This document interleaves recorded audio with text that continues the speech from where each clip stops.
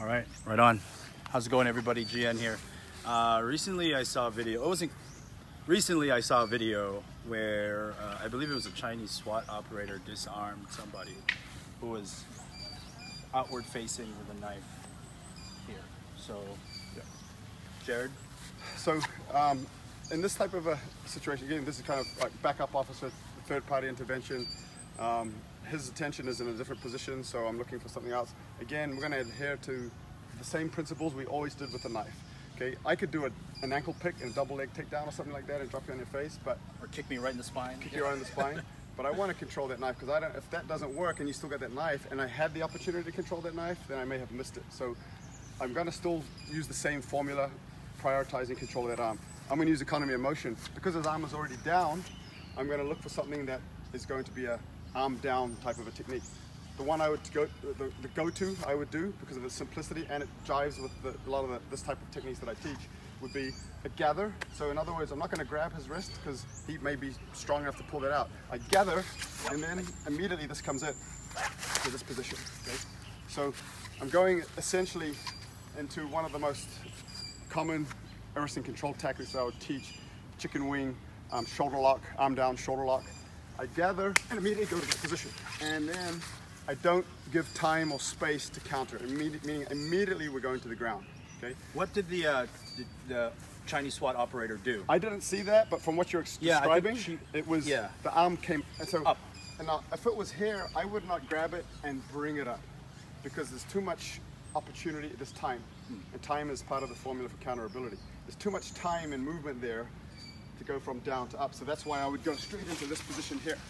Now, if his arm was up, then I could go this type. If you see here, I paused, okay, but obviously this would continue to the ground, so he can't release that tension, okay, because the only tension, as that tension is on, I'm controlling. You want to go down? Can you stay there for a second, Jared? How do we do this wrong? Okay, so there's a couple common mistakes. Couple ways. So one, again, Getting close if you can see this. I don't want to give this space to get inside here, right? Right, or even try and go to here. I think that's Because that technique in and of itself is a good technique, but getting into it leaves gaps, especially from behind. So I've got to get to here and then down, and it leaves openings and opportunities, okay, for him.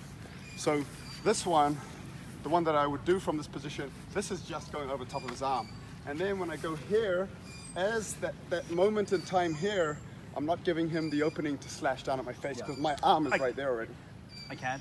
Yeah. So again, so if I do it slowly, I'm going here and immediately down. This elbow here, in the process of taking him down, is smashing right into his face. This, if his knife was there, that might be going into his face also. Okay, as it's kind of a distraction. It's not going to, finish the fight. It's a distraction as we go to the ground. And then again, I'm hitting him on the ground as hard as I can. Okay, that's going to take some of the fight out of him, so I can get him into control. All right, so again, going over, the arm is up, so it's here, and down. Okay, and you see how, that's with control. We continue down. That addresses my, and I'm sure some of you will ask, I can just punch him in the face. Yeah, with this hand. I'm going to try. Yeah, I'm going to try to punch Jared in the face right now.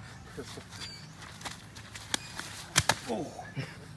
All right? Yeah, no, I'm good. I broke that. Shit. Yeah, no, they're...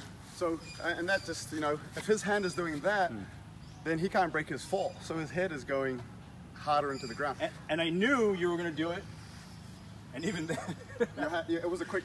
There's no way. Yeah, I tried to, and then fall. Not even. And so that just kind of leaves more gaps for his break fall.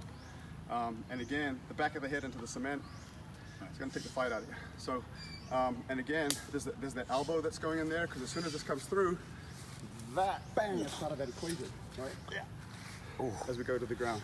And again, for those of you who are just joining, Jared started this live feed with saying, there's like 100 other things you can do. There's other things you can do, guys, but adhering to the principles that I will always teach. Have a core set and that can have multiple application. Don't try and, it's the Hicks law, right? the more stuff you learn, the less likely you're going to be able to use any of it, right? If you're not training all of those techniques to a functional level, which takes a lot of time.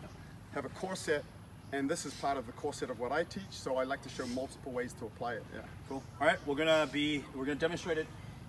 Take me to the ground with it, both arms up and down, and then we're gonna wrap it up. So you guys are actually be the people that I'm gonna be trying to attack. So, hey, you!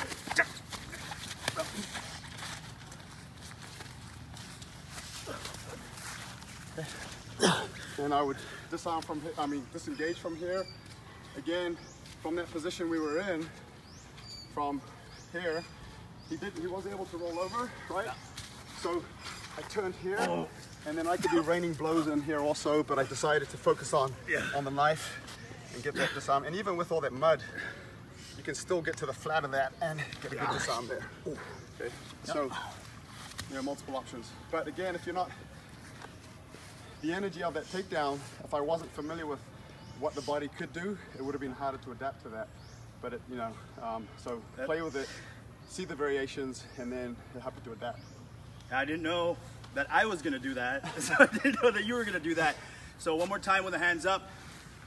So I'm attacking you. You guys, you need to subscribe.